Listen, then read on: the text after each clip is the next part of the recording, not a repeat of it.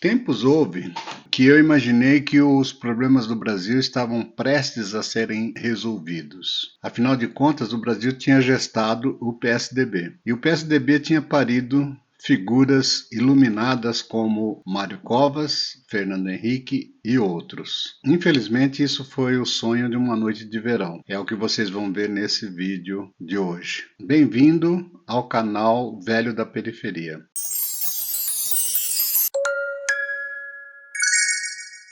Pois é, eu já tive essa esperança de que o nosso país tivesse seus problemas resolvidos num curto espaço de tempo. Na minha cabeça, o que ia acontecer? Se a gente tivesse no Brasil um partido sério, tivesse no seu conteúdo programático a luta pela implantação da social-democracia no Brasil, um partido que tivesse no seu programa de lutas, nas suas bandeiras, a luta pelo parlamentarismo, a gente não tinha por que não decolar. Um povo trabalhador, como a gente tem no Brasil, apesar de falarem que não, apesar de falar que o brasileiro é preguiçoso, eu não acredito nisso. A gente tem os recursos necessários. O Brasil é um dos países mais ricos do mundo em recursos naturais, seja mineral, seja hidráulico, seja petróleo, que é mineral também, né? Mas a gente tem todos os recursos. A gente tem a maior floresta do mundo. A gente tem uma fronteira agrícola fabulosa. Com tudo isso aí, se a gente tivesse um partido que lutasse por tudo isso aí, fatalmente as pessoas que estivessem nesse partido aí estariam lutando por coisas que eu sempre acreditei e sempre deram certas no mundo todo. E aí veio um grupo de políticos que saíram do PMDB, que já eram sociais-democratas lá no PMDB, eles vêm e fundam o PSDB. Figuras como Fernando Henrique Cardoso, José Serra, Mário Covas, José Richa, Teotônio Vilela Filho, Afonso Arinos, imagina Afonso Arinos,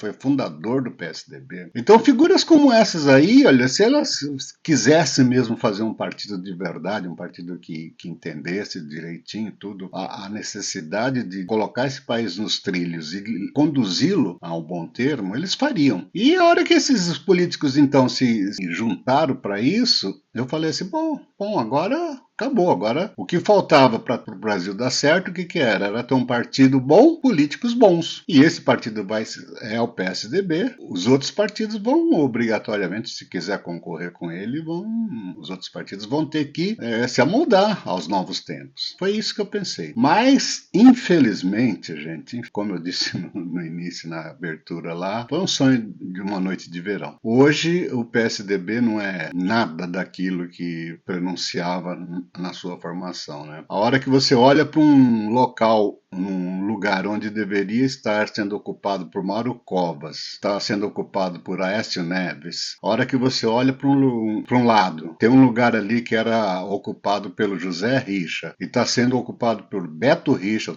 o filho dele, ou outras pessoas, né? A hora que você olha assim, ao invés de Afonso Arinos, tem lá João Dória. É um partido desse aí, pronto, degringolou. E eu, particularmente, comecei a perder um pouco as esperanças no PSDB quando, como todos sabem, o Fernando Henrique era do Tucano, né, era do PSDB, ganhou a eleição em 94, assumiu em 95. A hora que eu vi o Fernando Henrique brigar para ter uma reeleição no presidencialismo, aí eu já comecei a ficar com a orelha em pé. Um partido, então, que deveria lutar pelo parlamentarismo, assume a presidência da República. Ao invés de brigar para implementar o parlamentarismo, briga para ter reeleição no presidencialismo.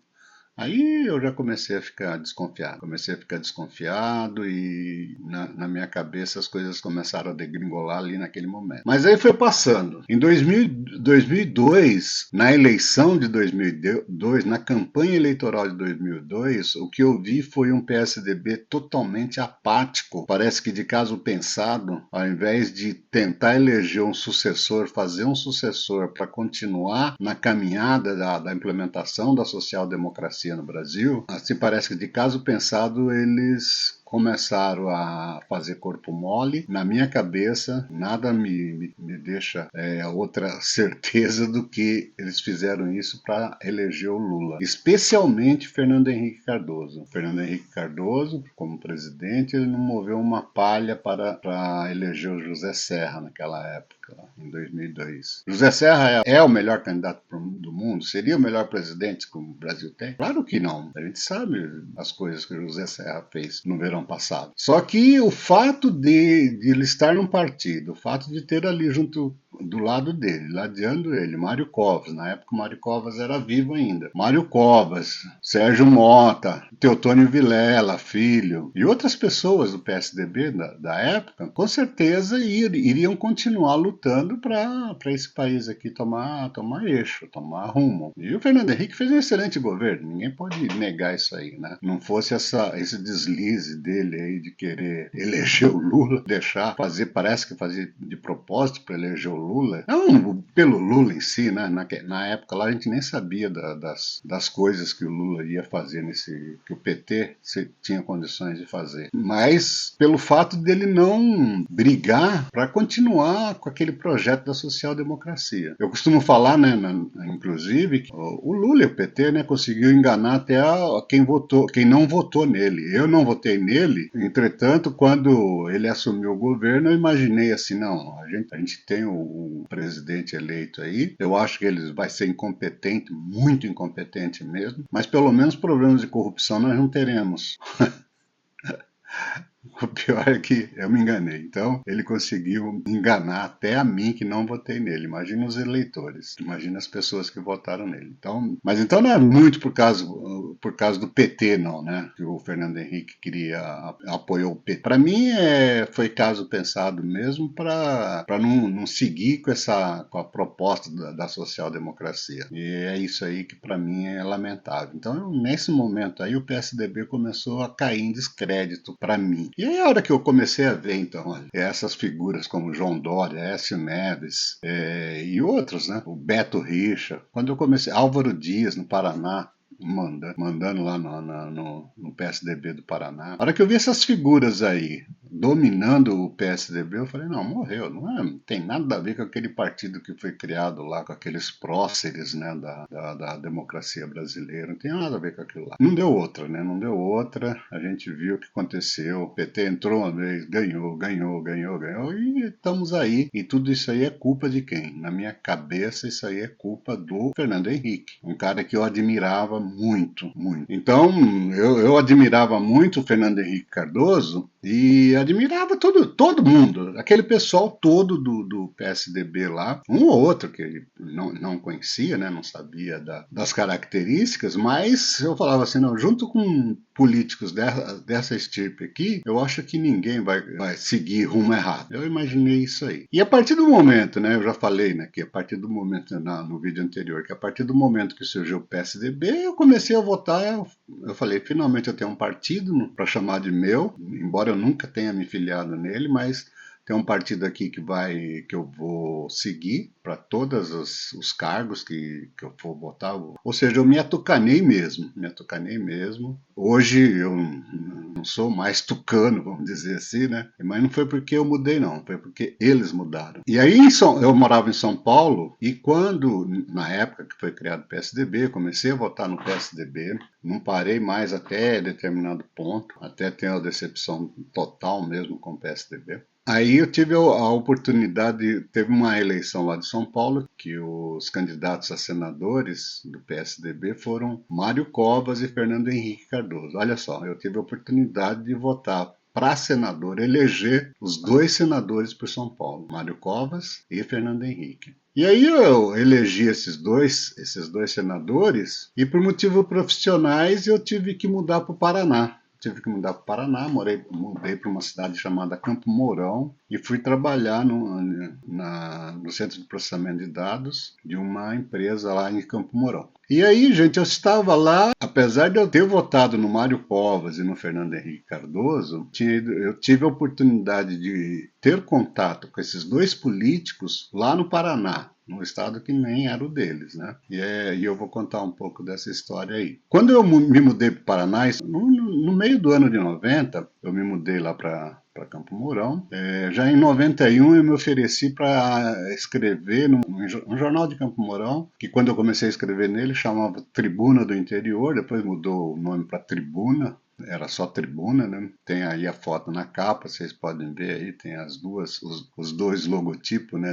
Quando era Tribuna do Interior, depois quando mudou para Tribuna. E eu escrevi uma coluna semanalmente. Comecei escrevendo aos domingos, uma coluna lá, que o jornal colocava a minha coluna. Aliás, nem tinha o nome de uma coluna, era alguém que escrevia. Eu escrevia, com o meu nome, lógico, né? Mas não tinha o nome de coluna, não tinha nada.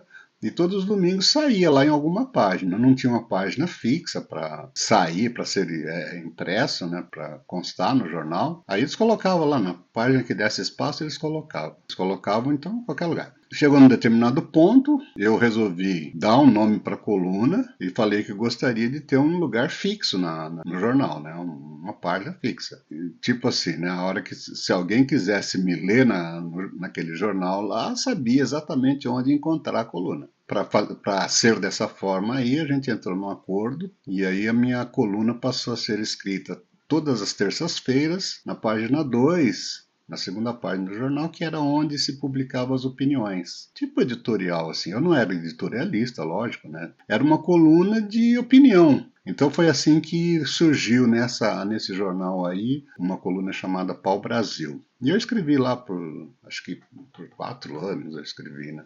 Eu me considero uma pessoa bastante interesse na área política. Não vou dizer que eu sou um especialista em política, mas eu tenho bastante interesse, gosto muito de acompanhar a política. Apesar de eu escrever de tudo nessa coluna aí, foco meu principal, 99% do que eu escrevia nessa coluna era sobre política. E foi através dessas opiniões políticas minhas que eu tive o contato com o prefeito da cidade. Na verdade, um político da cidade que por acaso ele foi prefeito. Nessa época que eu escrevia no jornal, ele era prefeito, ele foi prefeito da cidade e é um político chamado Rubens Bueno, que todo mundo conhece, é um deputado bastante atuante deputado estadual primeiro, depois deputado federal.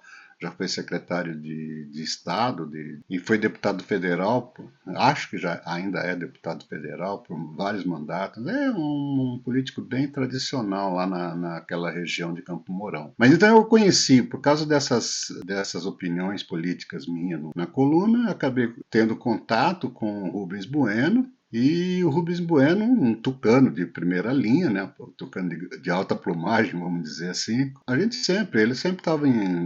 sempre respondia algumas coisas que eu escrevia lá, ele me respondia. Na condição de tucano, ele sempre levava personagens da política lá para Campo Mourão, né? E ele gostava então de destacar esse posicionamento tucano dele, do PSDB. E por acaso era o partido que eu era simpatizante também. Ele sempre, de vez em quando, ele me falava: Jonas, você se filia no PSDB, né? Eu falava assim: não, Rubens, eu não quero me filiar no PSDB porque, como não filiado, eu posso criticar todo mundo, inclusive os tucanos. Se eu me filiar, eu não vou poder fazer isso aí com a liberdade que eu faço. Logo que eu comecei a escrever nesse jornal aí, ele levou para lá o Mário Covas. Ele reuniu o Mário Covas num clube, tem um clube lá na cidade, um clube no centro da cidade, o 10 de outubro. Ele levou levou o Mário Covas para dar uma palestra para quem quisesse, né?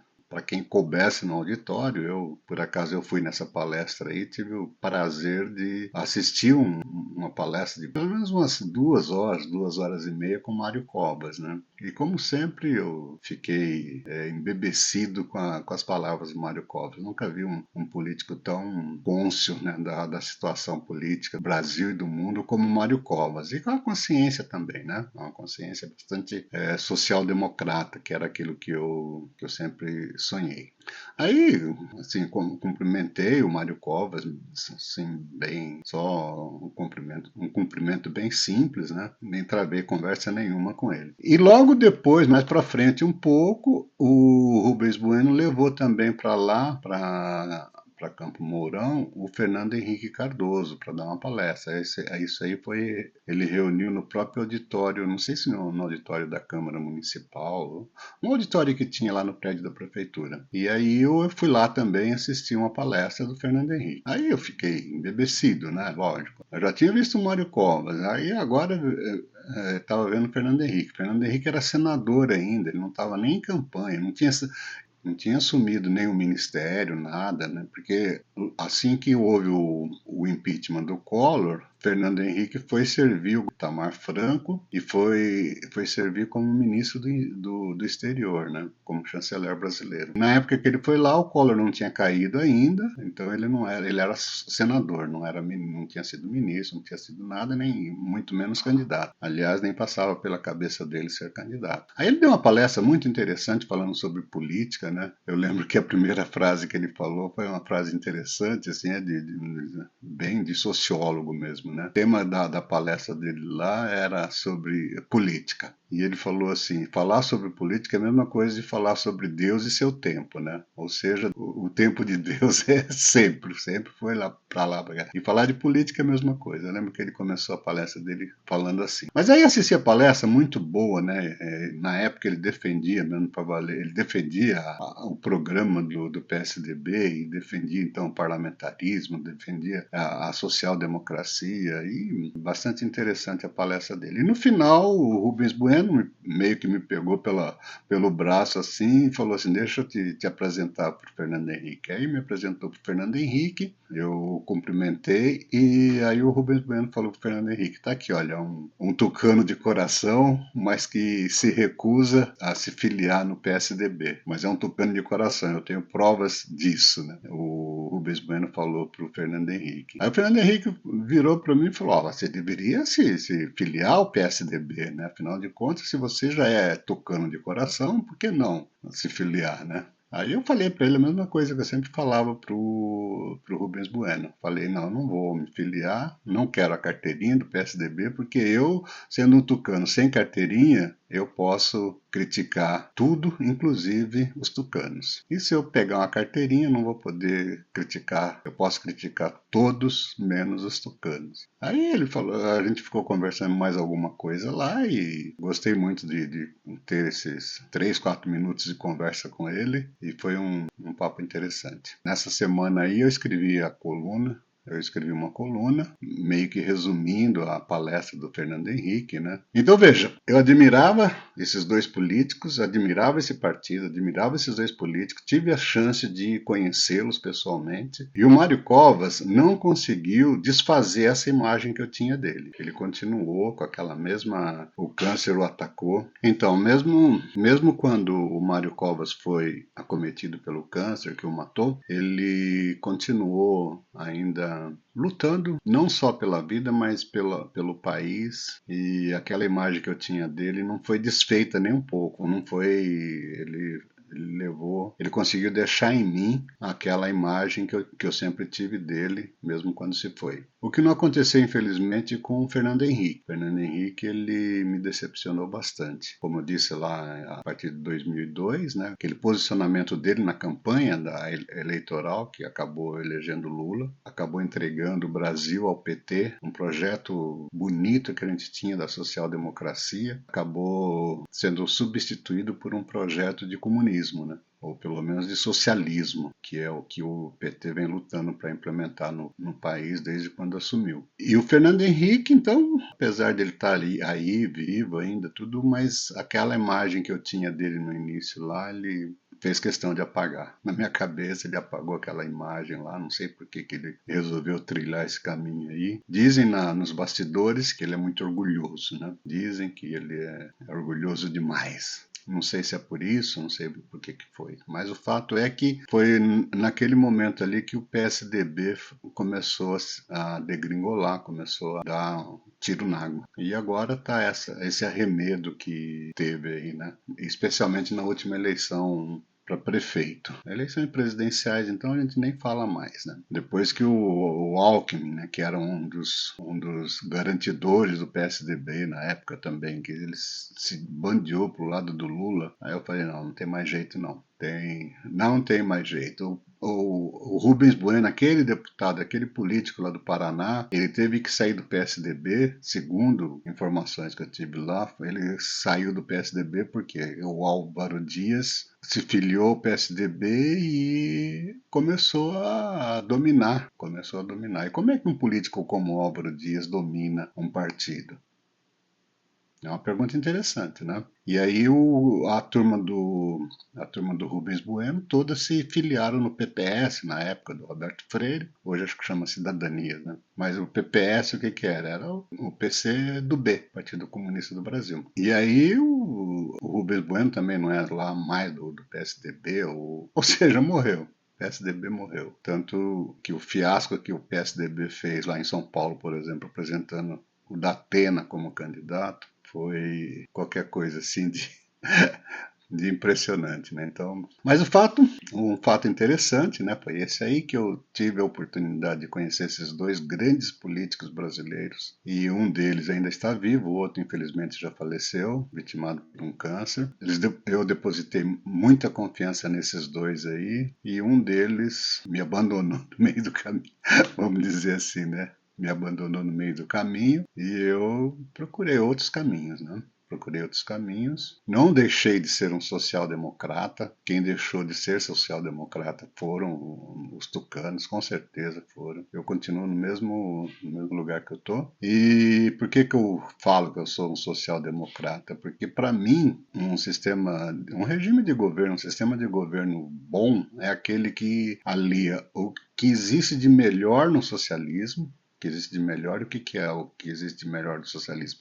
É não esquecer das pessoas, não esquecer das pessoas, dá para as pessoas aquilo que elas merecem, o merecimento, né? E o melhor da democracia, e o que é o melhor da democracia? É fazer com que as pessoas realmente influenciem de alguma forma no governo. E como é que faz para influenciar de alguma forma no governo? Fazendo o voto distrital. Não tem outro jeito. Voto distrital puro. Você vota, a tua cidade é um distrito, você vota lá no candidato a deputado, por exemplo, vai eleger, é uma eleição, vai eleger o cara que for mais votado e passa a ser uma eleição majoritária para todos os cargos. Cargo de vereador, cargo de deputado estadual, federal. Senador já é, né? Senador já é uma eleição majoritária. Mas passaria a ser uma eleição majoritária para cada um dos cargos que elegíveis. E se tivesse ainda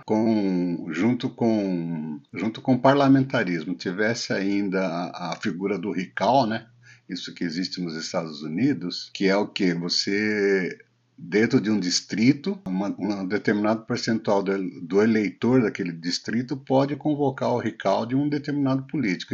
E o que é um recall de um determinado político? Você vai fazer uma eleição para ver se a população concorda que o político continue ou não. Então você elege o cara, dá um tempo para ele, e aí ele não respondeu às necessidades daquele distrito, o que faz? Os eleitores têm a prerrogativa de chegar lá, convocar um recall daquele político e falar, não, botar a apreciação do eleitorado, do colégio eleitoral, né, daqueles eleitores daquele distrito lá, se o político vai continuar ou não. Se não continuar, já elege o outro e bola para frente. É assim que funciona o recall, é assim que funciona nos Estados Unidos, por exemplo. Né? Então, o sonho de uma democracia plena, o que é?